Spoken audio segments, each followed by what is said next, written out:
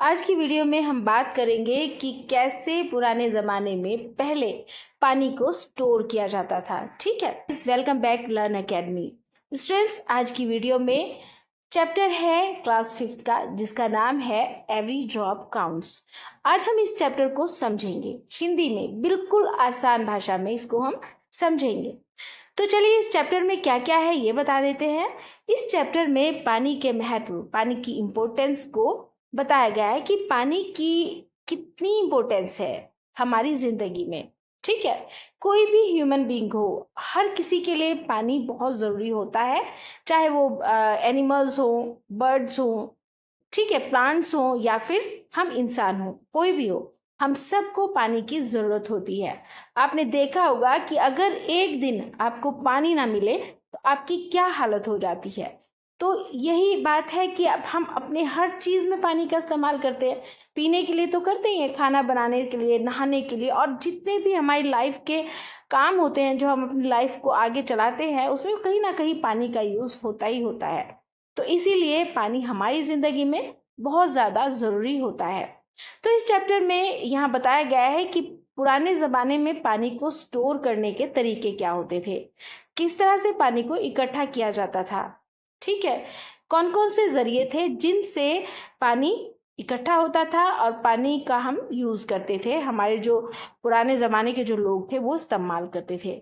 ये इस चैप्टर में बताया जा रहा है कि जो अल बरूनी थे, अल बरूनी थे एक उज़्बेकिस्तान के थे। वो वहाँ उज़्बेकिस्तान से आए थे, और उन्होंने जब वो इंडिया आए तो उन्होंने पानी के ऊपर जितने भी पानी के लिए सोर्स थे, पानी को इकट्ठा करने के जो ज़रिए थे, उनके बारे में उन्होंने अपनी बुक में भी लिखा था। उन्होंने कहा था कि भारत में पानी को इकट्ठा करने के इतने अच्छे अच्छे सोर्स हैं, इतने अच्छे अच्छे तरीके बनाए गए हैं, और यहाँ के लोग बहुत अच्छे कुएं बना सकते हैं, बहुत अच्छे तालाबों को मेंटेन करके रख सकते हैं। तो इस चैप्टर में अल बरूनी ने भारत के लोगों की तारीफ की है, मतलब पुराने ज़माने में किस तरह से पानी को स्टोर किया जाता था। वो राजस्थान आए थे और उन्होंने राजस्थान में देखा कि एक तालाब में 9 तालाब जुड़े हुए हैं। तो ठीक है, तो इसे क्या कहते थे? घड़ी सीसर, घट सीसर कहते थे इसको। ठीक है, एक तालाब से 9 तालाब, एक बहुत बड़ा तालाब है जिसे राजा घटसी ने लगभग 650 साल पहले बनवाया था। ये तालाब इस तरह से बनाया गया था कि इसमें एक के बाद 9 तालाब जुड़े थे। जब एक तालाब भर जाता था तो उसका जो एक्स्ट्रा पानी होता था, अतिरिक्त पानी था, वो अगले जो तालाब था उसमें चला जाता था, जिससे सभी जो 9 तालाब थे वो भी भर जाया करते थे, क्योंकि एक दूसरे से जॉइंट थे, इसलिए सारे भर जाते थे।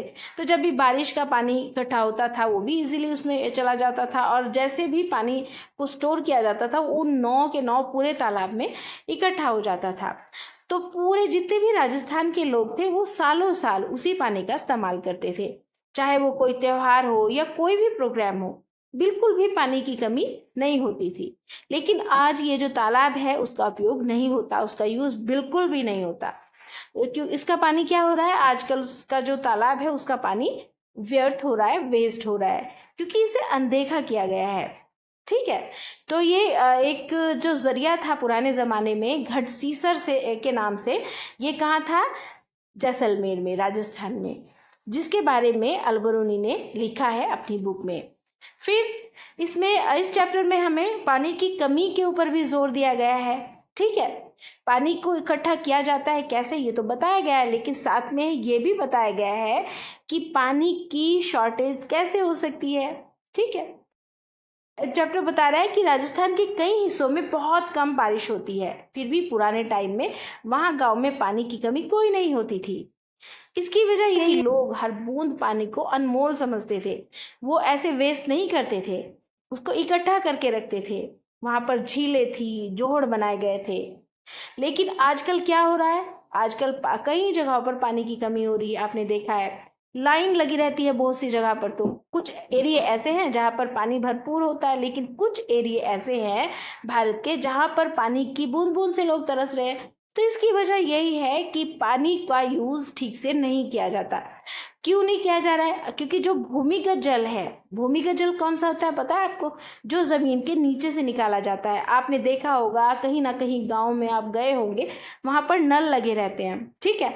तो नल उनसे पानी निकाला जाता है, वो भूमिगत जल होता है, वो नीचे से निकलता है, नल में ज़मीन के नीचे से पानी आता है। लेकिन आजकल क्या हो रहा है, नल्स के साथ मोटर को भी जोड़ दी है। अब क्या होता है कि पानी एक्स्ट्रा निकलता है, ज़्यादा निकलता है, और जब ज़्यादा पानी आता है तो यूज़ भी ज़्यादा से ज़्यादा किया जाता है।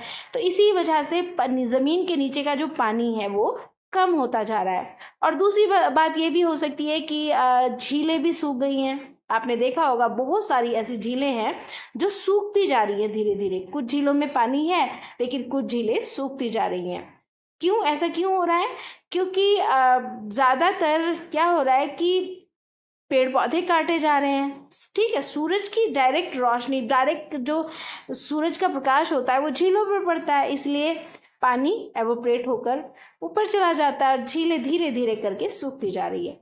और कई जगह पर पानी की कमी होने का ये भी वजह है कि आसपास में जो मिट्टी वाली जगह नहीं रही, क्योंकि ज़्यादा करके एरिया जो है वो सीमेंट से ढक गए हैं। आपने देखा होगा जैसे रोड पर तो सीमेंट होती ही है, ठीक है, डली होती है, रोड बनी होती है, पक्की रोड। लेकिन अब कोई ऐसी जगह नहीं रही, बहुत कम ऐसी जगह रह गई है जो कि कच्ची हो। कच्ची जगह नहीं रही, और कच्ची जगह नहीं रही तो क्या होता है कि जब बारिश होती है पानी ज़मीन के अंदर जा ही नहीं पाता। तो इसलिए भी पानी की कमी अब दुनिया में होती जा रही है। अब एक तरीका तो था पुराने ज़माने में घट सीसर, जो कि राजस्थान में था। अब दूसरे तरीके के बारे में हम बात करते हैं। दूसरा सोर्स जो था वो है स्टेप वेल्स। स्टेप वेल कैसे यूज़ होते थे, कैसे बनाए जाते हैं, इसके बारे में बात करेंगे। पुराने टाइम में लोग लंबी यात्राएं करते थे, ठीक है, लंबे लंबे जगह पर पैदल निकल जाया करते थे। अब क्या है, अब तो ऐसा नहीं है। अब तो कार उठाओ चल दो, अपनी बाइक ले लो, या फिर अपनी ट्रेन से सफ़र करो, कैसे भी कर सकते हैं, एरोप्लेन से जा सकते हैं। लेकिन पहले इतने ज़्यादा सोर्स नहीं थे, पहले पैदल चलते थे, और जो यात्री पैदल चलते थे कुछ लोग उनको पानी पिलाना अच्छा समझते थे, ठीक है। इसीलिए रास्ते में सीढ़ीदार कुएं बनाए जाते थे। तो उन जो सीढ़ीदार कुएं होते थे उन्हीं को बावड़ी बोला जाता था, जिसको इंग्लिश में स्टेप वेल्स बोलते हैं। आज भी कई जगह पर लोग झीलों और तालाबों को बावड़ी से पानी मिल जाता है, ठीक है। बहुत सारे ऐसे लोग हैं पानी के कुछ लोग, आज भी कई ऐसी जगह हैं जहाँ पर लोग बावड़ी से, यानी झीलों से, तालाबों से और बावड़ियों से पानी लेते हैं। बावड़ियाँ, या मैंने बताया अभी सीढ़ीदार कुएं, उनसे पानी लेते हैं। बहुत सारे गाँव के ऐसे एरिया होते हैं जहाँ पर आज भी कुओं से पानी निकाला जाता है। ऐसे कम ही है लेकिन है ज़रूर, ठीक है। इस चैप्टर में पानी के बिल पर भी चर्चा की गई है, जो हमें सिखाता है कि पानी कितना इस्तेमाल करना चाहिए और इसके लिए कितना भुगतान करना चाहिए। ये पानी के सही इस्तेमाल की जिम्मेदारी पर जोर दे रहा है चैप्टर, ठीक है। आप देखोगे, इसे पढ़ोगे तो आपको समझ आएगा कि पानी की इम्पोर्टेंस इस चैप्टर में बताई गई है। और सच है कि पानी की वाकई बहुत ज़्यादा इम्पोर्टेंस होती है हमारी लाइफ में, क्योंकि अगर पानी ना हो तो सोचो क्या हो, पेड़ पौधे सूख जाएंगे, खाना नहीं मिलेगा, ठीक है, और इंसान ही जिंदा नहीं रह सकता, ठीक। एनिमल्स को, बर्ड्स को, सबको पानी की ज़रूरत होती है। पानी जो है एक तरह से, पानी के बिना इंसान की लाइफ चल ही नहीं सकती। कुल मिलाकर बात यह है। इस चैप्टर में यह भी कहा गया है कि पानी को कैसे बचाकर रखना चाहिए। पानी को हमें हमेशा कम से कम इस्तेमाल करना चाहिए। एक्स्ट्रा अगर नल चल रहे हो, टैप, कभी कभी हम क्या करते हैं कि टैप से, पानी की टंकी से हम कुछ कर रहे होते हैं और वो टैप खुली छोड़ जाती है, तो ये भी गलत बात है। हमें पानी की टैप को जल्द से जल्द बंद कर देना चाहिए। जितना हमें यूज़ करना है उतना यूज़ करना चाहिए, ठीक है। खाना बनाने में भी हमें जितना यूज़ करना उतना ही नहीं, ये नहीं कि एक्स्ट्रा यूज़ करें, वॉश कर रहे हैं हम कोई चीज़, कपड़े या कुछ, तो भी हमें ध्यान रखना चाहिए। बारिश के पानी को इकट्ठा करने का भी हमें एक तरीका आना चाहिए, जिसे रेन वाटर हार्वेस्टिंग भी कहते हैं, ठीक है। तो इस चैप्टर में हमें पानी के अहम रोल के बारे में बताया गया है कि हमारी लाइफ में पानी बहुत ज़रूरी है। उम्मीद करती हूँ कि चैप्टर आपको अच्छे से समझ आया होगा। मिलते हैं नेक्स्ट चैप्टर में। Thanks for watching this video. Like, share, subscribe and press the bell icon.